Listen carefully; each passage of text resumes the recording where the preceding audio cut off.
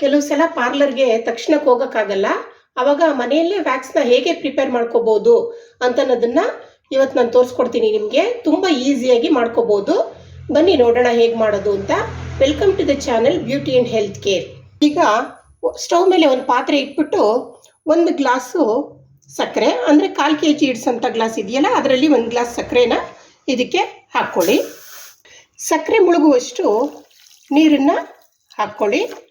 ತುಂಬ ನೀರೇನು ಬೇಕಾಗಲ್ಲ, ಸ್ವಲ್ಪ ಸಾಕಾಗುತ್ತೆ. ಹೀಗೆ ಹಾಕ್ಕೊಂಡು ಸ್ಟವ್ನ ಆನ್ ಮಾಡ್ಕೊಳ್ಳಿ. ಸ್ಟವ್ ಆನ್ ಮಾಡಿ ಮೀಡಿಯಮ್ ಫ್ಲೇಮಲ್ಲಿ ಇಟ್ಕೊಂಡು ಇದನ್ನು ಕುದಿಸ್ಕೋಬೇಕು. ಸ್ವಲ್ಪ ಸಕ್ಕರೆ ಕರಗಬೇಕು. 1 ಸ್ಪೂನ್ ತೊಗೊಂಡು, ನಾನೊಂದು ಸ್ಪ್ಯಾಚುಲಾ ತೊಗೊಂಡಿದ್ದೀನಿ. ಈ 1 ಸ್ಪೂನ್ ತೊಗೊಂಡು ಹೀಗೆ ತಿರುಗಿಸ್ಕೊಂಡು ಸಕ್ಕರೆ ಕರಗೋವರೆಗೂ ಕುದಿಯೋವರೆಗೂ ತಿರುಗಿಸ್ತಾ ಇರಿ, ಇಲ್ಲಾಂದರೆ ಸ್ವಲ್ಪ ತಳ ಹತ್ತುತ್ತೆ. ನೋಡಿ, ಸಕ್ಕರೆ ಈಗ ಕುದೀತಾ ಇದೆ. ಇದು 1 ನಿಂಬೆಹಣ್ಣಿಂದ ತೆಗೆದಿರೋ ಜ್ಯೂಸ್. ಇದು 1 ನಿಂಬೆಹಣ್ಣ ಹಿಂಡ್ಕೊಂಡಿರೋದು.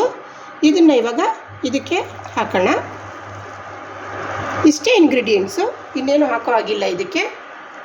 ಸ್ವಲ್ಪ ಹೊತ್ತು ಬಿಟ್ಬಿಡಿ. ಇದು ಪಾಕ ಥರ ಆಗಬೇಕು.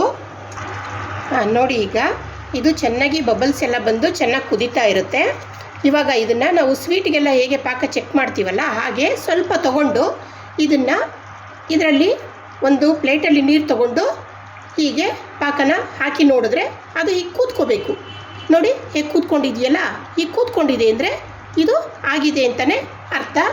ಇವಾಗ ಈ ಸ್ಟವ್ನ ಆಫ್ ಮಾಡಿಬಿಡಬೇಕು.